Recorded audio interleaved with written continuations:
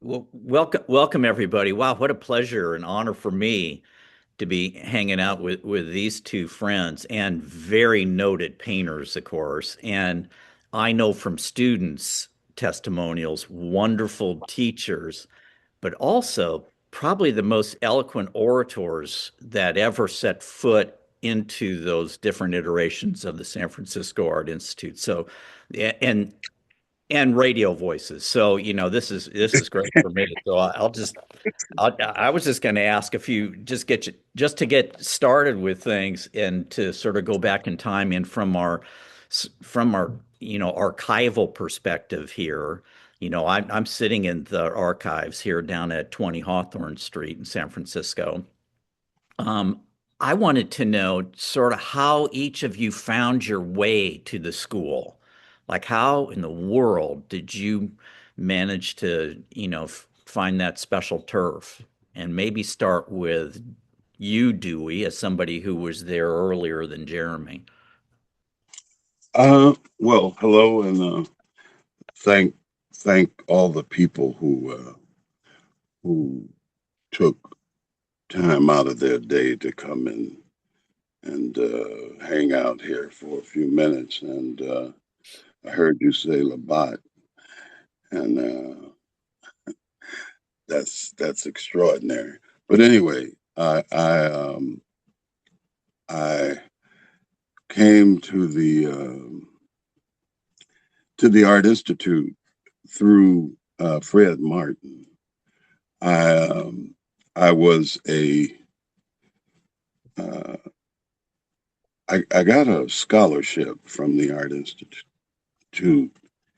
and Fred Martin um, saw me at of all things the Boys Club annual award, where the Boy of the Year was selected, and the mayor of San Francisco, Shelley, I think was his name at that time, um, um, was introducing me. And after it was over, um, Fred Martin asked me if I was interested in coming to the Art Institute because I was graduating from high school. And I I came and I met Diane Harsh, who was working on the scholarship program.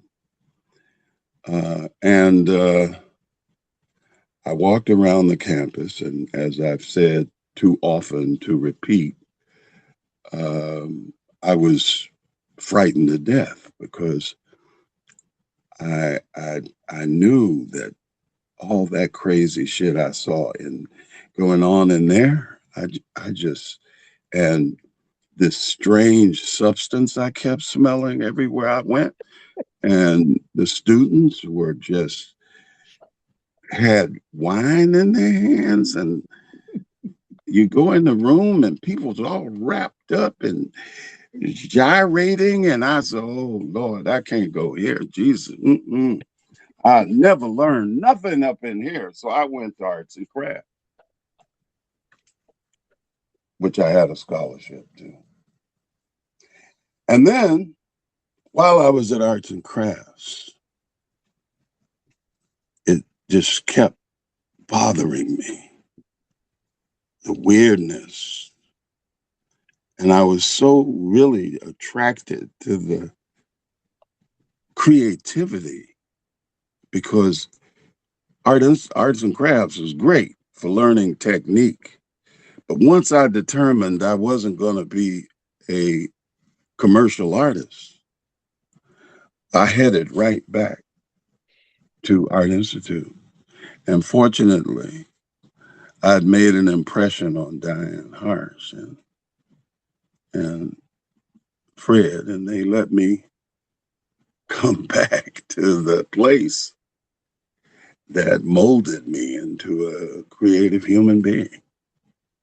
So that's how I came to the Art Institute. Jeremy?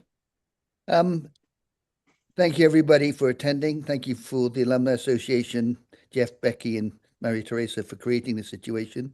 I came in 1983.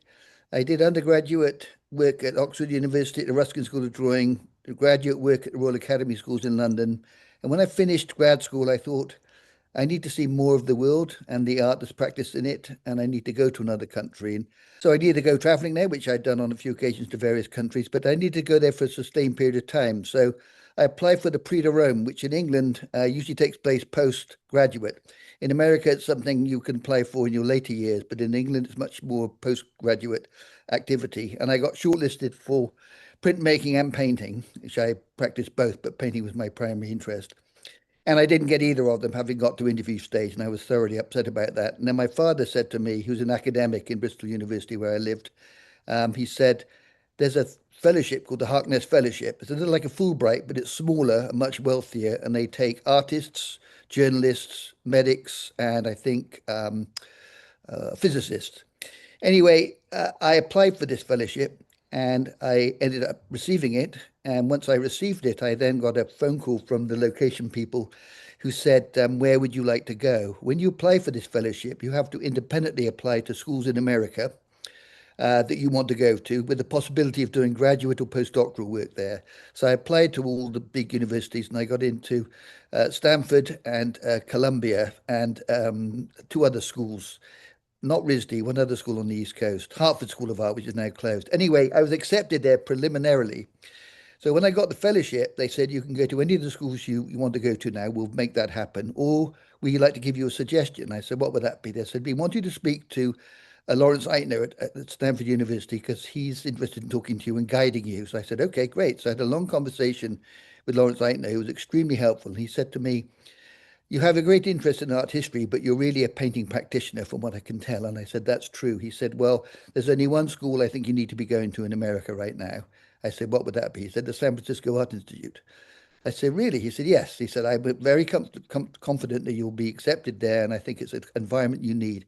You've had a fairly classical training, and now you're going to go to a very different location. Also, you have an interest in Asiatic culture, and you're going to be on the edge of the Western world. So maybe California generally, but San Francisco in particular might be a place for you. So I then spoke to Mike Grady, who was then director of missions, and he encouraged me to come. And I came in August of '83, and I walked into the Chestnut campus for the first time and was struck by the just beauty of the architecture and its sort of quietude on one hand. Dewey's description always pleases me because I understand what he's saying totally. But my first experience was one of complete placidity. It was a beautiful place. The fish were in the pond. There were students walking around. There were paintings on the wall. I walked from there, the 19th century or early 20th century, through the breezeway into the 20th century and to that brutalist architecture. And then I saw the view and I thought, this is ridiculous. How can there be an art school in such a place?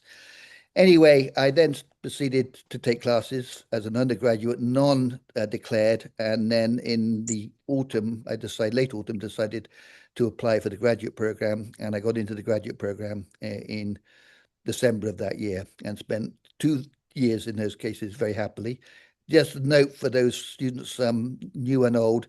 In those days, now I'm an old man at 70 this year, I can say this officially, I'm an old man. As I look back on that past, I actually was located, they had no graduate studios at that point. So in later years, people grumbled about their studio spaces. Under my breath, I say to myself, you don't know how lucky you have it. I used to work in my apartment, which was wonderful, but it had a Murphy bed. So it was a bedroom in the evening. During the day, it was my studio. And I loved it there, but my faculty would come to visit me there. And we bring in work once a week for tutorials, seminars in Studio 13. Anyway, that was my beginning experience at SFAI. Dewey, you were there probably 15 years or so before Jeremy, and I was going to. I was there in 1960. I came in 1966, 67, and then I went to arts and crafts for a year, Okay. and then I came back to the Art Institute. Okay. Well, I was going to ask about some of those teachers that you had and who you did study with, and the ones that were influential with you, initially when you arrived there, and Sure, whatever sure, your thoughts are about them. sure. Well, the teachers I studied with uh, were Wally Hedrick, Really? who I worked with for the whole time I was there, and then Bruce McGaw, who everyone said don't take him. He's horrible. He just man he's he's just strict, man. So I took him. That was great. He was he was wonderful. Wally Hedrick was like I was always around Wally Hedrick because he was a weird hippie and full of a lot of wisdom. And then I took Tom Holland, and then I took Hudson, Hmm. and I took uh,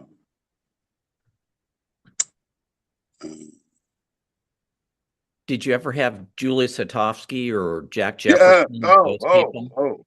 Yes, absolutely. Hatofsky was wonderful because Hatofsky would, and this is what great about Art Institute at that time, because I actually did the right thing, which was to go to arts and crafts to get skills about, but the Art Institute was such a creative place that, like, most of the teachers didn't like press down on you except for Bruce. And they gave you space and they would say crazy things that were like little buds that opened up every time you had an experience. And they were real artists. That was amazing. And Tom Holland I liked him because he was hip. He had a scarf. And, I loved scarves as a kid. And, and, and, so he was also, all the teachers were great. I, I, um, I spent a lot of time traveling. So, and they were accommodating. The thing is that I would very seldom get critiques because I was at the time very political. And I made political art, which was absolutely, thoroughly a no-no to eat. There was high art, and it never included ideology, politics. And I was painting mostly about Black people. And the reason those teachers worked for me because they didn't jam me about that. And the teachers that did, I didn't take. And then and and so I was working in the community a lot. I was making murals, and and that was looked down upon because you weren't operating to become a real artist. You were operating to become a polemicist. And that was in the 1960s up until the 90s was a absolute no-no in the arts. But the Art Institute let me do what I wanted to do. And while the students didn't really have much to say about the kind of work I was doing because it wasn't conforming to the kind of abstract expressionism and pop art that was so important at that time. They, the teachers always had a lot of deep conversations with the teachers, which was wonderful. And every time I'd come back from someplace overseas or in Mexico, they would, we'd have great conversations. So it was just a weird place and the kind of place that just pulsated creative energy. I took too long there, but I started reminiscing too much there. Oh no, that's key to this talk today. So, spill the beans. Jeremy, how about you with the faculty that you and Well, and any overlap there? yeah, Tom Holland and Bruce McGaw, Really? definitely both. But when Tom Holland came into the graduate seminar, I was shocked because he was dressed in a particular way. He looked like a golfer. I never seen an artist That's look right. so smart. I mean, Carlos Veer was a snappy dresser when he was not on campus, but when Tom came in, he had plaid pants on and some kind of really loud shirt, good looking, blonde hair, very good tan. I thought, my God, this guy does. Robert Redford. Yeah, and Robert Hudson, by contrast, is much more like my idea of what an artist might look like. Not that Tom Holland was a very serious artist, don't get me wrong, but the appearance was quite staggering. He was such a very American figure in my first class. I thought, wow, I'm in America. I'm in California now. When Robert Hudson came in, he was much more low key. They were both excellent teachers in different ways. The teaching style I was used to was tutorial based, so I felt comfortable in seminars, and I liked the seminars a lot. And I got to know how my fellow students thought. Noteworthy teachers apart from that, Julius Satosky would be in my top, two or three. Ivan Madrakov, I was very close to. He was my tutor. Yeah. Like Dewey had Wally, I had Ivan Madrakov. Sam was always there as a kind of demonic presence, which could be times, other times heart-stopping. His language was quite interesting. I thought he could make a sailor weep and become shy. He was just very vocal, but he was brilliant on occasions, absolutely brilliant, passionate as hell. But Julius Satosky always struck me as a true gentleman, an American gentleman.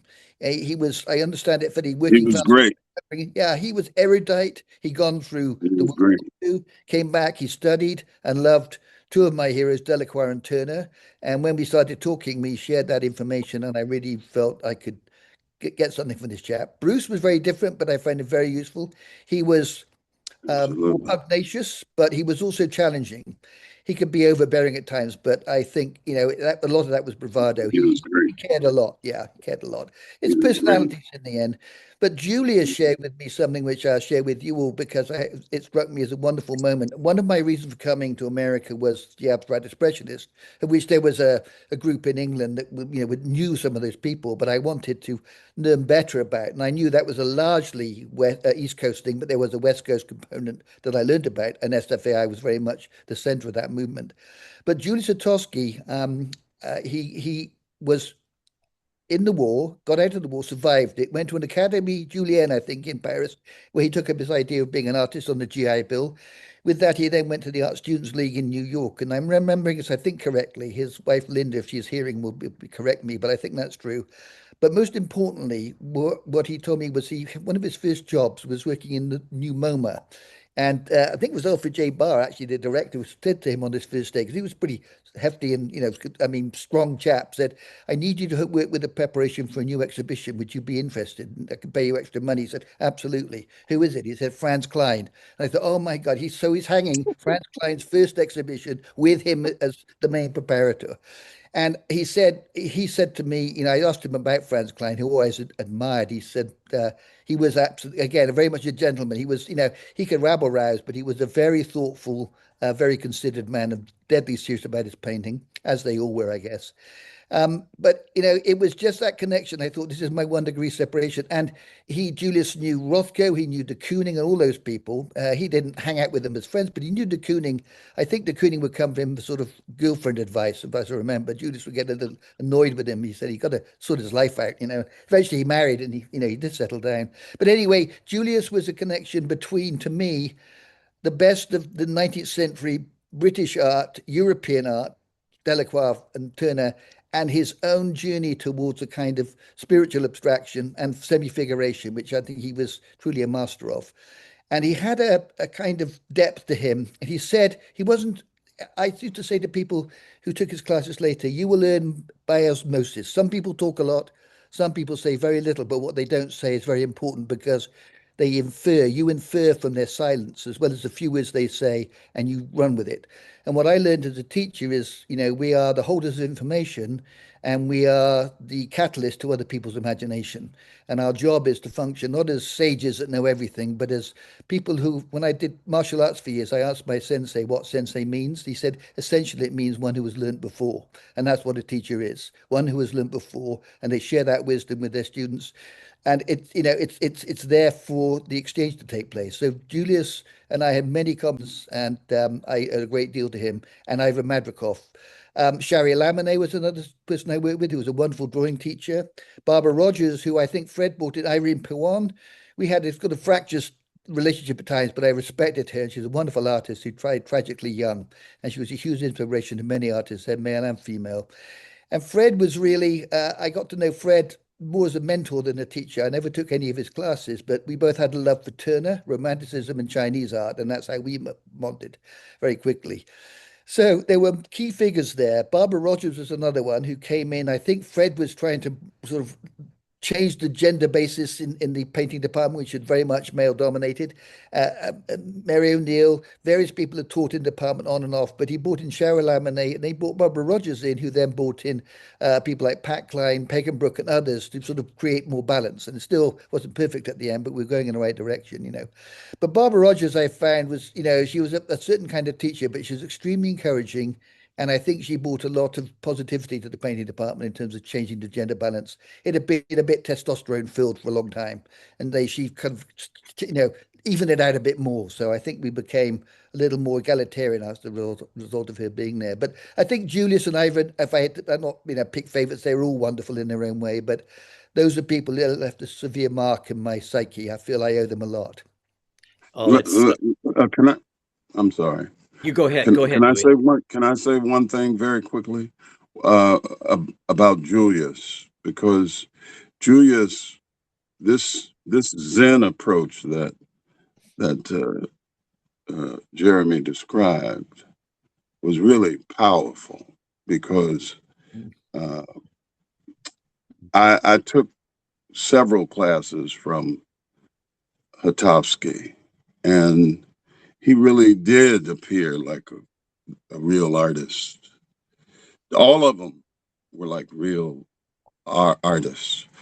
Um, but Hatovsky, I took his drawing class, and his drawing class, he didn't ever say much. But when so I really paid attention to his face. And I remember him looking at it. I was making a group of works about the Black Panther Party because I was running around with the Black Panther Party. And Julius' eyes, he looked, his eyes went up, then he looked like this. And I said, oh, okay, that meant something right there. And I would try to figure things out based on what he didn't say. And and I used to go over to his studio with Bruce. They were real friends. And their conversations taught me a lot. And, there's nothing like being intimate with teachers. And let me just say that Mary O'Neill and Carlos Vila and Ed Guerrero and Jeremy mentioned the name, but at 76, it escapes me sometimes. But there was another teacher.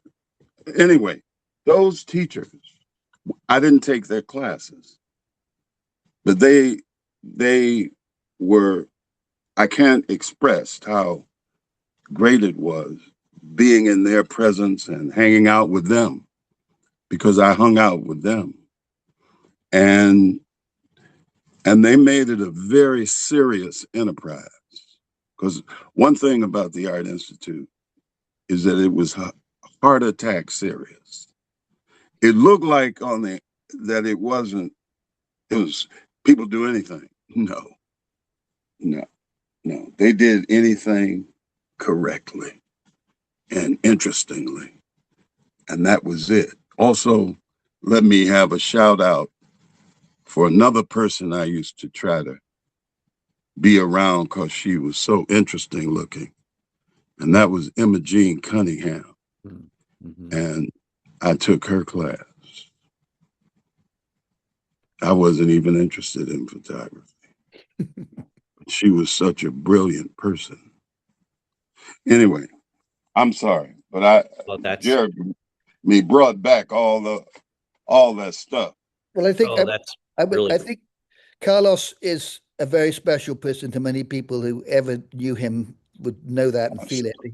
Again, he taught in a particular way, but he was a gentle spirit, but a very strong person at the same time. He balanced very well. He didn't overwhelm, Yes, but he required a view, and he brought out. And he would be very good with shy students and people who were feeling on the edge. He'd bring them in. He'd give them confidence.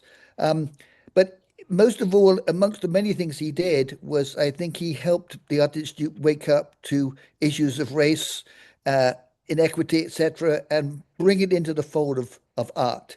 The point Dewey made about what he faced with some of the instructors there first that he was being political. In Carlos' days, he would have been embraced, as Dewey knows better than I. yeah, And yeah, yeah, yeah. he had that, but he also could talk about the most esoteric things. But one of the things that intrigued me, two things, if I may share briefly. I went to a talk that Robert Hughes was giving at the Fort Mason Center, too big an Yeah, event, even a lecture house. I yeah, went there with some interest. I'm a big fan of Robert Hughes's writing.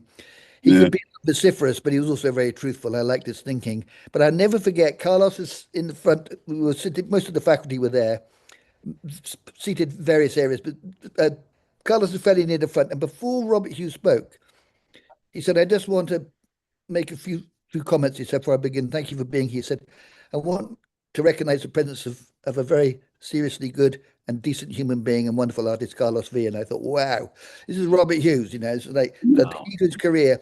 And he gives that to Carlos. Then I spoke to Carlos about that years later.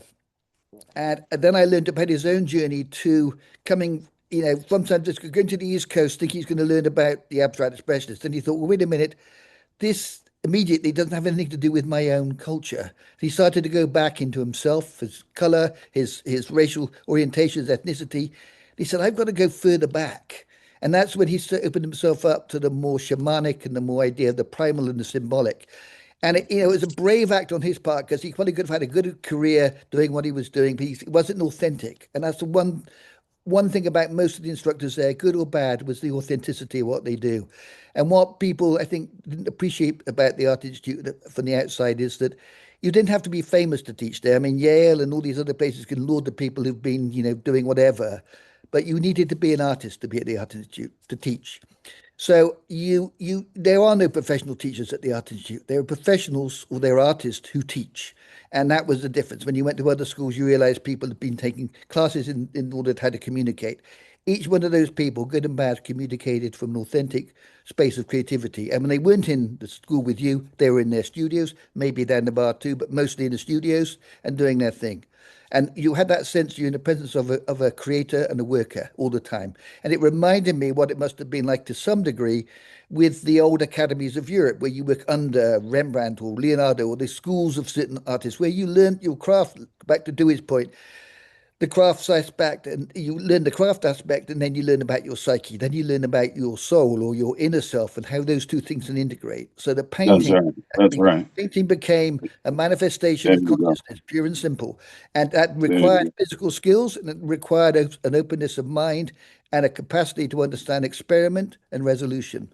And when I worked with those people, I was trying to work out in my own head sort of process of education. I thought it's exposure synthesis, extension, and realization. Those are the processes. You come into the orbit of these people, you hear from them, they stimulate you, think, and then slowly the process is you go from potential to realization. And the Art Institute's capacity was to, I think, allow within what seemed like a very loose structure, but as Dewey's pointed out, very demanding structure, which is commitment. People who are not committed didn't last long in that school. People wanted to learn ABCs. I was happy to teach people craft things, but on the understanding that the methodology would allow them to speak their own voice. And my comment to people all the time is we talk about painting, new genre, all the different forms of art. Well, many artists across, disciplinary.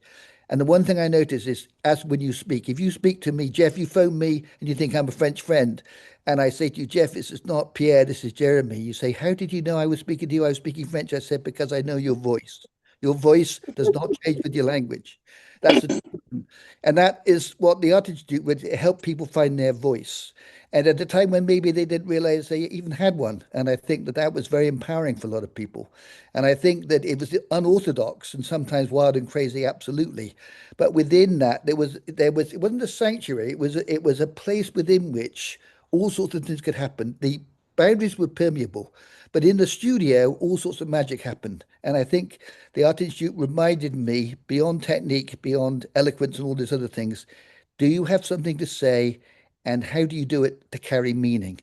And I think meaningfulness and discernment is at the heart of what we do as artists. That's our role now, particularly, is to help people understand how to discern rather than merely react. And the artist's job, whether they're new genre, whether they're film or painting, in their different ways, their forms of communicating. It's the currency of communication is at the heart of what we do. And some of us do it with brushes, others with other tools. But the artists, the painters also I worked with always accepted somebody might be a photographer, somebody might be a cinema person. How can that integrate into painting or painting integrate into that? I sent several students from painting classes into film classes because I felt that's what they needed to do to understand time and space.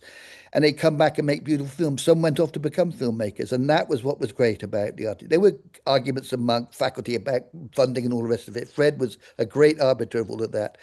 But we were all after the same thing, which is people generating creative thinkers and critical thinkers. One other thing I wanted to say about the place itself, because Jeremy made a point about what happened when he walked upstairs and that vista opened up for him.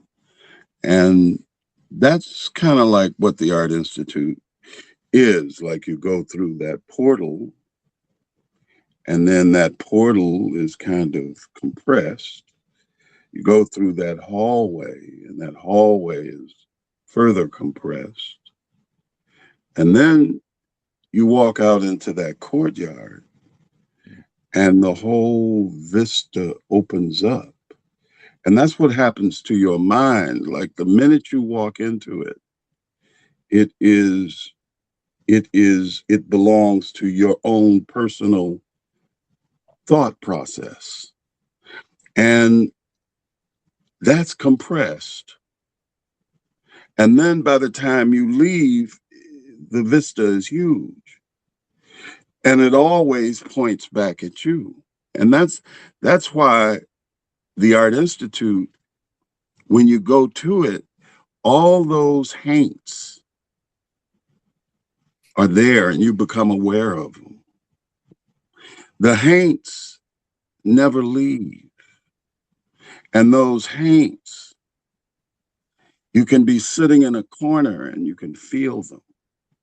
Like I used to feel the pressure of what it must have been like as that apparition walked through that corridor in the old building.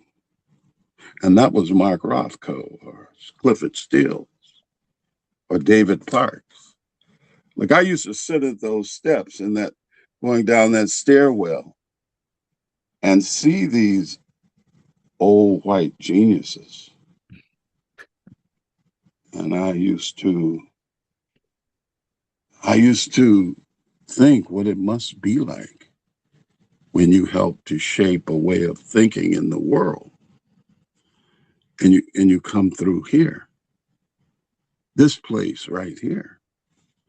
Even though the place didn't reflect me, that it was, I understand freaky shit and I'm attracted to power, that kind of spiritual power. And the campus exuded it from the moment I walked in and got frightened away and then got beckoned back. And the very last day, I got in my Jeep and drove finally into my own liberation just a few years ago. Those haints are with me from forever because they pounded on me. They restructured me. And above all, because the place didn't reflect me, it gave me great confidence in me. I mean, when you're bombarded with white supremacy, and now I don't mean the school injected that, I mean the art world was shaped around Europe, and its shaping around was what it inculcated and poured into my head. So I had to find in my own self, which I think every person of color has to do in those kinds of environments, is to get serious as a heart attack about the stuff you have to go look for to find you, because you have to, for every great white genius, you have to find an equivalent in your own process. And for me, that was a musician. There was no more superior maker than those jazz musicians to me. And so I could place Charlie Parker next to Picasso. And I said, oh, that's what they mean. Hmm. That's what that's what Picasso is opening up. Picasso is opening up this world. I got to pay attention to Picasso. This artist over here, Mark Rothko, is opening up this kind of severe string of energy that Miles pushes through that horn. That's that kind of spread of color across the framework. So that kind of being. And that's what Rothko is doing in those measures between heaven and earth. That small field, that right there is what I had to counterpose. And then the work, always the work. The work, no matter, forget the individual.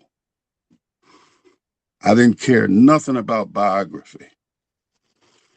It's about what was in front of me and what it did to me. And the Art Institute helped that open up in me too, helped me to gain all the confidence that being a serious maker makes possible. So anyway. When I think of your teaching, Dewey, I also think of your non-studio teaching in the humanities department and that set of students that you taught. If you wanted to address that at all, as a teacher of those non-studio classes that you did under Ray Well, Mondini and others. yes. Well, let me say this. Ray Mondini, God, Ray Mondini, man, Ray Mondini and Bill Berkson and Fred. Fred, but by that time, uh, the wonderful Larry Thomas. I had children by this time, and I was teaching at the Art Institute. And Mondini said, look, this dude just taught a class. And people, look, you have to give this dude a job. You have to make this dude able to teach here. And I'll never quit thanking him for that, because Bill, Fred, and Larry agreed with it. But teaching is a great privilege. It's a privilege to teach. When I was a student at that school, and that those teachers, I hated them and I loved them simultaneously. I hated them because they pressed down. They pressed down, even like Hatovsky. He was gentle, but it was a pressure. Because to get that look, you had to be smoking. And then that great madman named Wally Hedrick. These were Bill. When I came back from Mexico, I'd been arguing with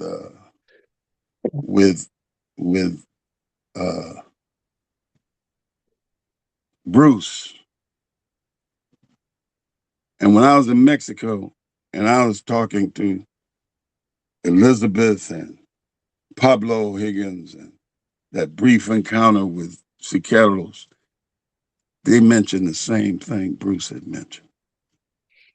That's this boy right here. Because here I'm arguing with him.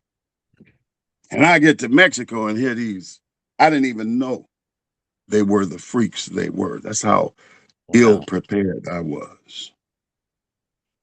I didn't know. I knew Siqueiros because the teacher of mine in high school showed the image. That's what made me want to go to Mexico. But I didn't know who, because of them books, and because no teacher at any school I went to showed Elizabeth Cataly's picture nowhere. And therefore, I didn't think she was a real artist, because I hadn't been told about her in them magnificent lectures in that dark room and all that great shit being poured in my head. She never popped up. Charles White never popped up.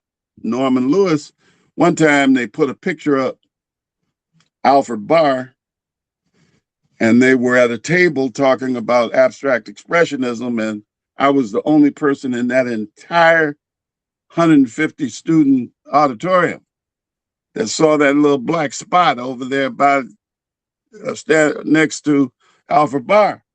And I said, that's a black person. How did a black person get in the abstract expressionism? How did that happen? And there he was, Norman Lewis. Of course, the teacher didn't know nothing about him. The teacher didn't know about him. Nobody was interested in that, but it made my heart full up, and I ran right to the library, searching for books. I didn't find nothing on him. Same thing with Elizabeth, but now here I am in Mexico. Bam, I hear the same thing. So my point is the teachers are essential. So how could I be able to teach in a place like this? How could I rise to the level that would get me respect by my peers, not the students?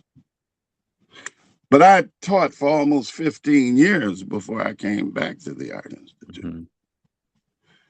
And because I'd gone to the Institute and I heard all those intellectual conversations, I knew I had to build a body of knowledge that encompassed everything in the world. And I taught courses at State on the history of African American thought, African thought, philosophy, and aesthetics. I taught works on Asian thought, on Mexican and Mesoamerica. So I taught courses on all that. So when I brought that to the Art Institute, and I taught, incidentally, during that 15 years at Arts and Crafts as a member of the African American Studies program that I helped to develop when I was at Arts and Crafts for that year. That lasted for a very long time. So when I came to the Art Institute and they permitted me to have access to creative minds, and Mondini and Bill and Larry and Fred said, yes, he can teach here. Well, I can't tell you how wonderful that was. And so, because I knew that only freak students were going to be up in here, because they wasn't going to let nobody in who wasn't like weirdly sprung,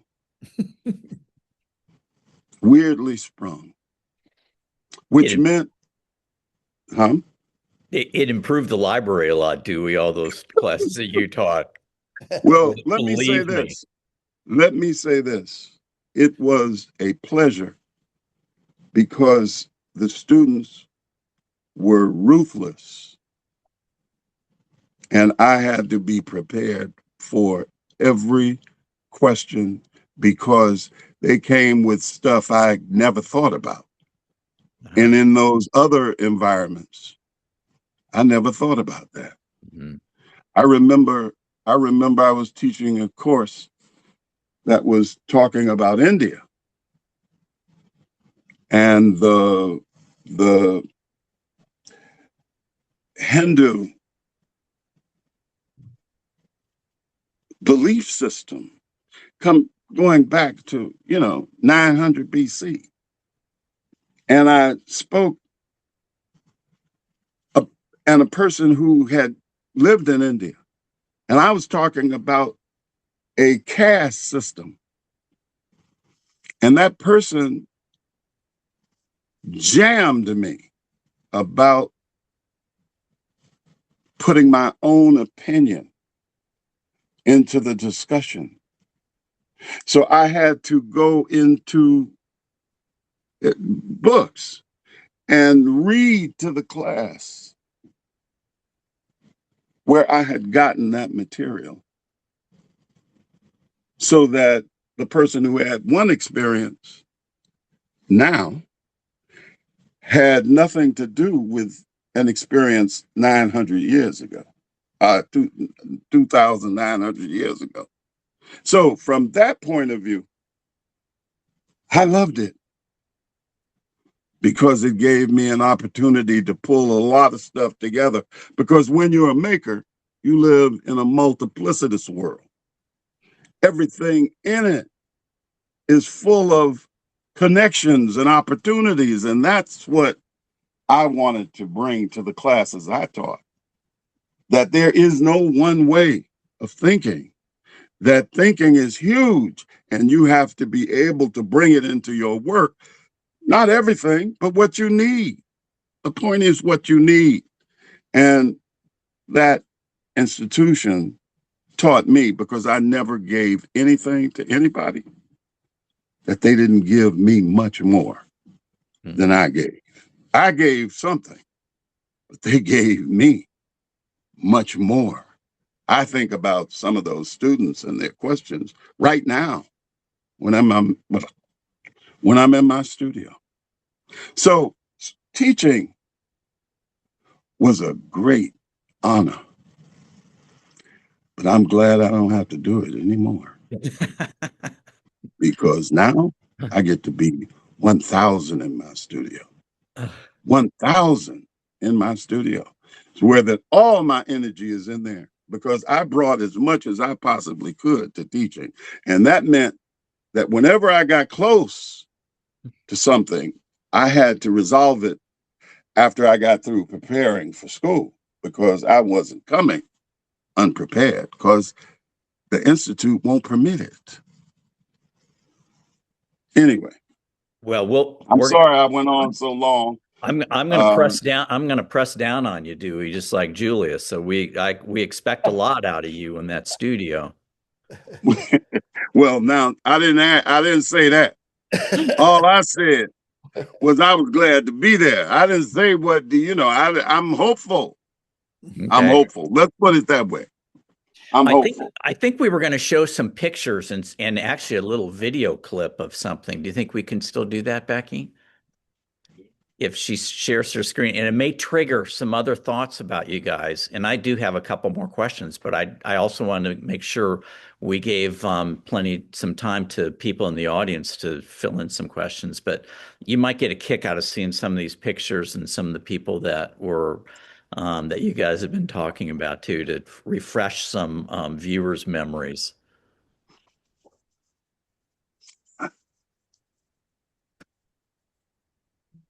That's a long boy. and That's what this 1970. That's 197. No, that's 1969. That's 1969. we can document it in the next I was at the Art image. Institute. There you go. What is it? Uh-oh. Uh-oh, yeah, right. I want to be accurate. What day was what year is that? We clipped off 1970? The date. Okay. All right.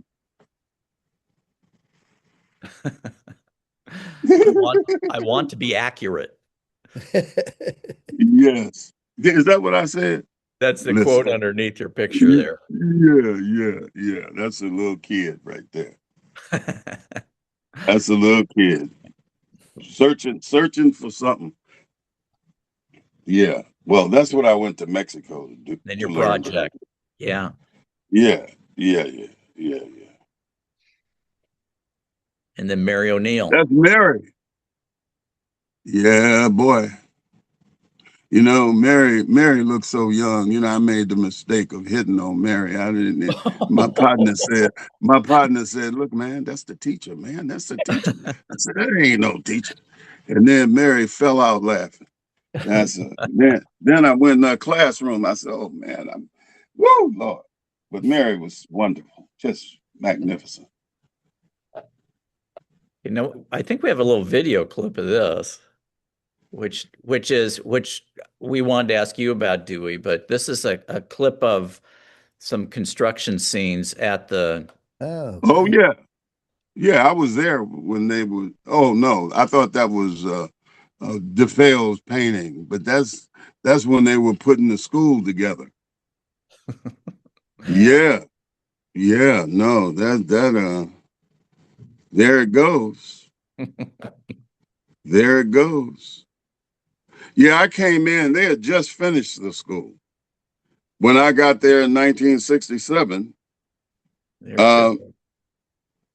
They had just finished this. And it would look like a spaceship. A big spaceship. That's wonderful. I'd never seen anything like that school. It was unbelievable.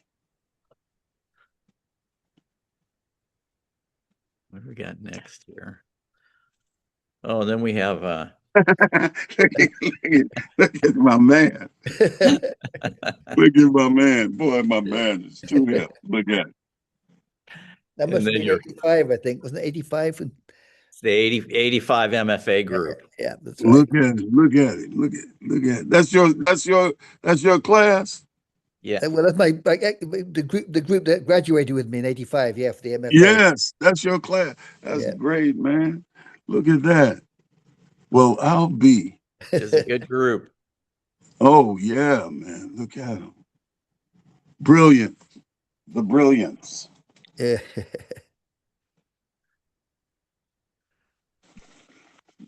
Bruce And and Bruce Franklin Williams. Bruce and Franklin. and Yeah, Franklin. Yeah, yeah, yeah. I remember that. Carlos. Carlos. Look at Carlos. He's Hipster emoting. Carlos. Look here, boy. But you can't say enough about Carlos. Uh-oh. Uh-oh. Uh-oh. Sir Bill.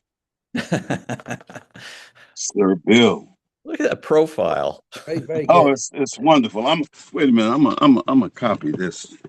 I'm a copy that thing. That We can yeah. send these to you. Please send that. Mhm. That's my man. Yeah, And that's it.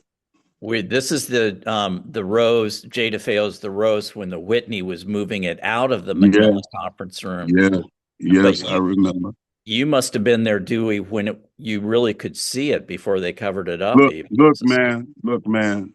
Before they ghosted it, I'm gonna tell you. I used to sit in this class. Now, this now just very quickly. I walked into this class, and these are seminar classes. I walked in there, and I looked over there, and I said, "Man, uh, what the heck, you know, is this?" And then I just studied it, and I said, "Only a crazy person could do this. This makes no sense." And what's extraordinary is that I could never quit looking at it. Wow. I was looking at it when the lectures were going on. I was stunned by it. And it just made me pay attention to abstraction in ways that I had no clue.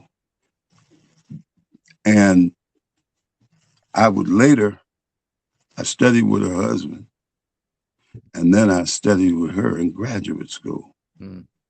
And I told her about what that painting did to me.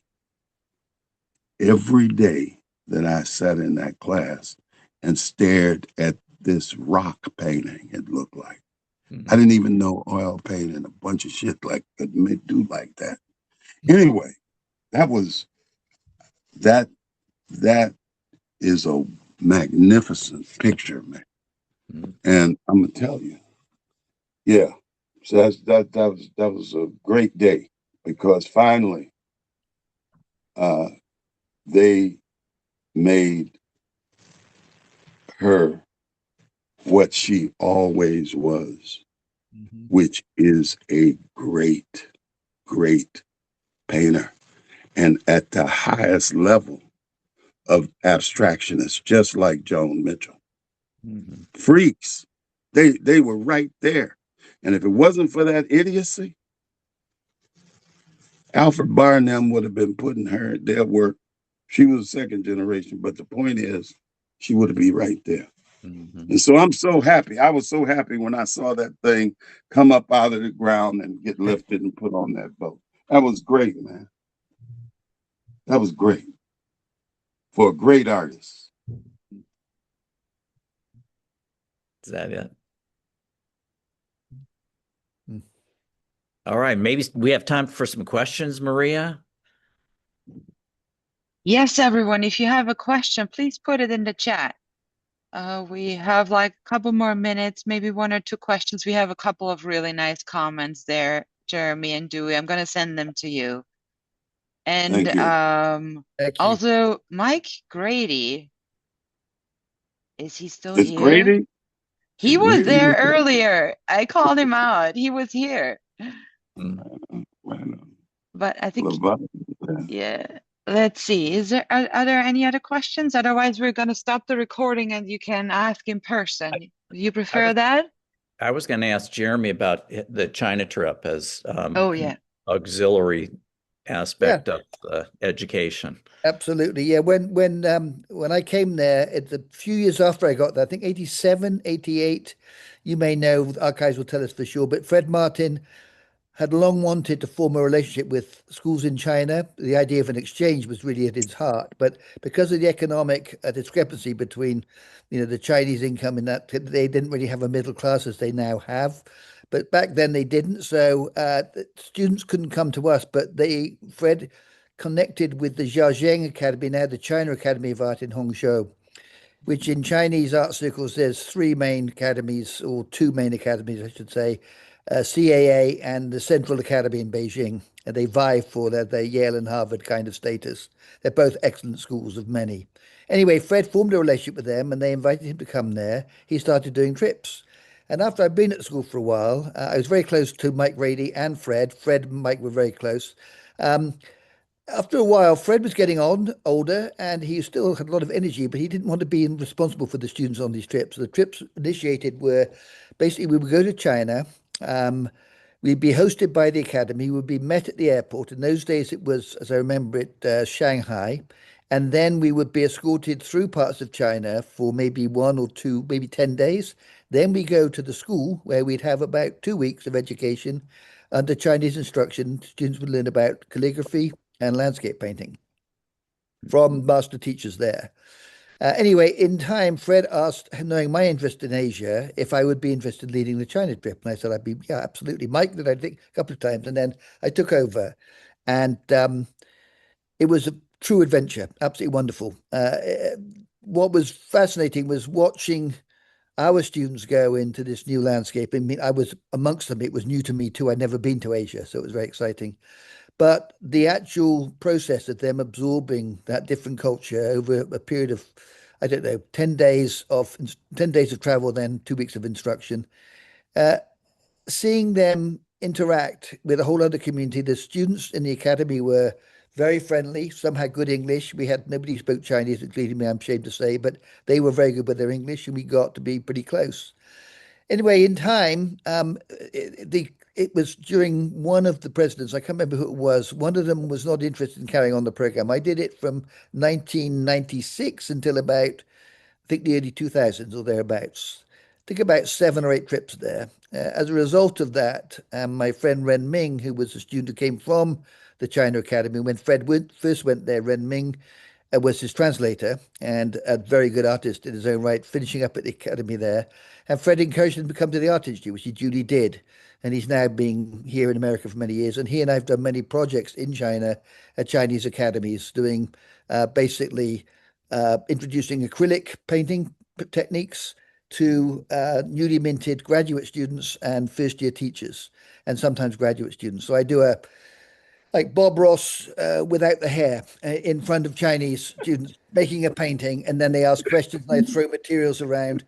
And of course, in China, everything's very big. The first time I did one of these lectures, I asked my friend Ming, how many people would be there? He said, oh, about 20. I said, oh, that's fine, like a class. Yeah, yeah, yeah. 3 days before, I said, any more? He said, 60. So, okay, okay. Second, the last day, 120. I said, okay, that's a lot. So we went to the gallery in the location where we were supposed to be doing this, and it was clear there was no room. It was just bodies everywhere. So they halted the lecture and said, let's go back to the lecture hall, which held 2,000 people. And about 1,800 people went into that room. It was about 90 degrees. I'm dressed all in black with baggy clothes, and I'm just a sweatbox. I look like something out of a Coppola film, the apocalypse now, the horror. Anyway, they stuck fans on me, and I made these paintings. And I took out some interference and pearlescent color, and everybody got and applauded as if I'd made this paint myself. It was wonderful, but the energy and the excitement, because what this was partly to do was to introduce to China not only the materials but notions of abstraction. And I consider myself a painter that's a semi-abstract artist, but I think about and contemplate abstraction a lot.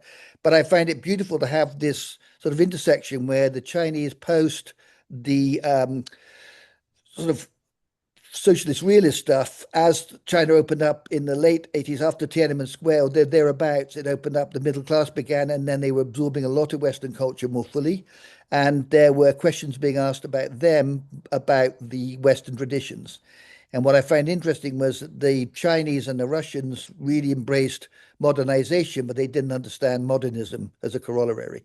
And so these educational intersections that Fred had started out enabled us to have these conversations. And I was talking to people about relationship between Western abstraction and Chinese abstraction, and finding then this wonderful point where we're all humans in the end, and we have the different lens through with geography, culture, and society we see in certain ways. There are huge areas of resonance, and the beauty of difference becomes really pronounceable and wonderful and should be celebrated as a meeting point. Sometimes the fusion becomes more complete. Both Fred and I shared a passion for, along with Mike, Chinese thought and culture, and these programs were very, very much appreciated by the students. It was one of the most successful programs. It's just a political decision on one of the presidents we have, or I should remain nameless, who cut that out. But later, Chris Bratton, who had brought much to the Art Institute, good and bad, wanted to reinstitute the program. So we went back into China and we did it for a couple of years, and then it died a death, you know. But it was a great program. And I think one of my first students who went with me was Martin Mulwen from Liechtenstein, and he and I were roommates for the first couple of nights.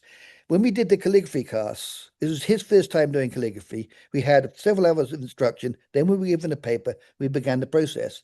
Well, I was doing this with my students because it was my first time too. But my attendant, the one who was my translator, came up to me and said, "Jeremy, can you come to Martin's table? The master's very interested in seeing what he's doing." So I went over to Martin's table, and he was doing his calligraphy. And the master was speaking to the translator, and he was basically saying to him, "How long have you been doing calligraphy?" And Martin looked at his watch and said, "About 40 minutes. And the guy said, no, this is impossible." And he said, yeah, I've just never done it before. He said, "This is remarkable. You must be reincarnated. This is the most beautiful calligraphy I've ever seen a non-Chinese do."